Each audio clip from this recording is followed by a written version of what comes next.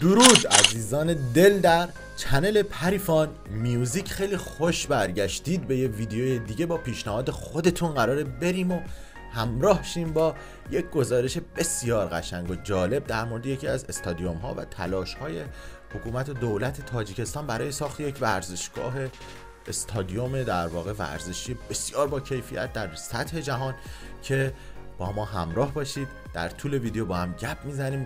شما هم لطفا برای ما لایک و کامنت رو فراموش نکنید. تک تک پیشنهاداتتون قطعا اینجا با پریسا میشینیم و ریاکشن میشه و به زودی برمیگرده خدمتتون رو با همدیگه کلی زمان رو میگذرونیم و لحظاتی رو عشق و حال میکنیم. بریم ببینیم تاجیکستان چه خبر است.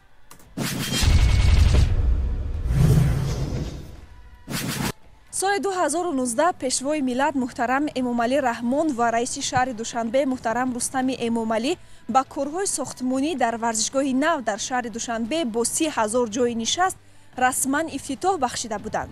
пас аз муддате корҳои сохтмонӣ дар варзишгоҳ қатъ гардид ва ҳамакнун аз нимаи дуюми соли 2024 шурӯъ карда бунёди варзишгоҳ аз нав оғоз гардид ва интизор меравад ки дар арафаи 35-мин солгарди истиқлоли давлатӣ варзишгоҳ ба истифода дода мешавад. با امید خدا корҳои сохтмонӣ дар варзишгоҳи нави Душанбе бо суръати баланд ҷараён доранд. раванди сохтмонро ширкати чинӣ PFM Stone ба ӯҳда гирифта бо ворид кардани тағйирот ба нақшаву тарҳи қаблӣ фаъолиятро ба роҳ монданд. дар ин иншооти калон ки масоҳати беш аз 9 гектарро дар бар мегирад, ҳамарӯза 300 нафар бригадаи кории маҳаллӣ ва 50 нафар мутахассисони чинӣ заҳмат мекашанд. 48 техникаи калони боркашонӣ ва ёрирасони сохтмонӣ низ истифода мешаванд. корҳои сохтмонии стадиони марказӣ дар авж ҷараён гирифта шуд. ҳар субҳ аз соати 8 то соати 6 бегоҳӣ зиёда аз 200-250 нафар сохтмончиён кор карда шуданд. мисол андовачиён, ғишчинон, механизаторон, тамоми муҳассиси техника ҳама дар авҷи кор. маҳсулотҳо маҳсулоти худӣ, маҳсулоти ватанӣ. ҳозир мо асосан қум, шебен, симент дастрас карда мешавад ки ягон камбудӣ дар байни мо нест. ҳар як рӯз ба мо дастрас мекунанд. дар ҳудуди варзишгоҳ قبل از اینکه این خواهرمون بخواد دوباره ادامه گزارش رو بگه، این همون چیزیه که من همیشه گفتم. اون فردی که در یک کشوری رئیس جمهور میشه یا صاحب دولت میشه، اینجوری وقتی به کشورش میرسه به فکر مردمشه، به فکر رفاه مردمشه و اینکه اونها در زندگیشون لذت ببرن در کنار کار و مشاغلی که به عنوان شغل و کار دارن انجامش میدن.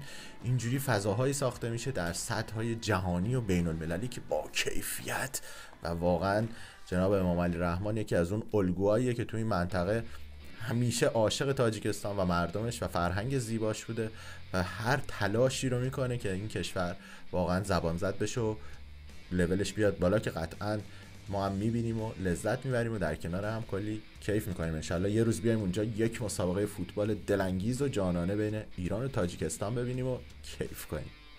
تو همین بنیادی بیناهای یوریرسان و دسترس میکنند. در ҳудуди варзишгоҳ бунёди биноҳои ёрирасон ва таваққуфгоҳ барои мошинҳо низ ба нақша гирифта шудааст. масоҳати майдони футбол дар ин варзишгоҳи замонавӣ 105 ба 68 метр. این داره الان از مساحتش گفته میشه. اون کنارش اون رودخانه‌ای که اصلا من ندیده بودم در دوشنبه تاجیکستان. فکر میکنم جایی است که یکم فضا بازتره و اونورم اتوبان جاده است و در واقع هیچ وقت این رودخانه بسیار زیبا و پهن و عریض رو ندیده بودم. نمیدونم اسمش چیست. مسоҳати майдони футбол дар ин варзишгоҳи замонавӣ 105 ба 68 метрро ташкил хоҳад дод ки якумин варзишгоҳ ҷавобгӯ ба талаботи фифа дар тоҷикистон мебошад. он дорои чамани табиӣ хоҳад буд ки тухмиҳои чаман аз ҷумҳурии ҳамсоякишвари мо дастрас мегарданд. чамани варзишгоҳ аз тухми махсус сабзонида мешавад ки ба фасли гармову сармо тобо баранд. қубурҳо барои баровардани обҳои зиёдатӣ насб мегарданд. болои нишастгоҳҳо пурра пӯшонида мешаванд ки аз офтобу борон ҳимоя мекунад. масолеҳи баландсифат истифода мегардад. боварӣ дорам варзишгоҳ зебо мешавад. дар ошӯнаи якуми фазоӣ зерминбарҳои шарқӣ ва ғарбии варзишгоҳ бунёди хонаҳои либосивазкунии варзишгарон ва доварон, ҳаммом, нуқтаҳои тиббӣ ба назар гирифта шудааст. ҳамчунин инҷо толорҳои машқу тамрин ва қаҳвахонаҳо сохта мешаванд. барои меҳмонон бунёди ҳуҷраҳои алоҳида бо шумораи умумии 448 ҷой, майдончаҳои сайру гашт дар баландии беш аз 9 метр ва дигар иншооти ёрирасон ба нақша гирифта шудааст. дар минбари ғарбии варзишгоҳ дар баландии беш аз 18 метр ҷойҳои нишасту тамошо барои меҳмонони воло мақом бунёд мегардад. ҳар як минбар ё қисмати варзишгоҳ дорои баромадгоҳи алоҳида хоҳад буд.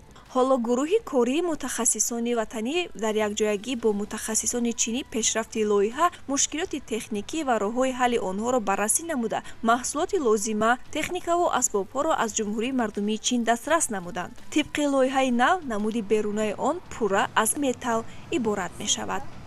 بسیارم زیبا قراره باشه. از بس که این لایحه مدتی طولانی قطع شده بود، آن را دوباره از نو آغاز میکنیم. از من ورزشگاهی معاصرتر با دیزاین نو طلب کردند و شرکت ما منظره های طبیعتی تاجیکستان را به اینوبت گرفته طرحی مخصوص و زمانوی را پیشنهاد نمود. در تاجیکستان قشنگه که این کاری که الان شرکت چینی داره انجام میده، باز هم با توجه به حتی معماری و طراحی بیرونی و دیزاین در واقع بیرونی این استادیوم، در واقع بر اساس فرهنگ و طبیعت کشور زیبای تاجیکستان. این هم اصولیه که باز عشق به وطن رو نشون میده در اون سرمایه گذاران و دولت که پروژه رو جلو میبره. برفپوش بسیارند. این ورزشگاه در کنار دریا جایگیر است. ما نیز خواستیم شکل کوههای برفپوش را با دریا انعکاس کنیم. برای همین نمودی بالایی آن سفید و مثل دریا موجنا خواهد بود. فرهنگ و تمدنی ما از تاجیکان فرق میکند. کوشش کرده فرهنگ و مدنیت خلق تاجیک را در تحریزیمون به نظر گیریم. اینجا با برادران تاجیک کار کرده ایستادیم.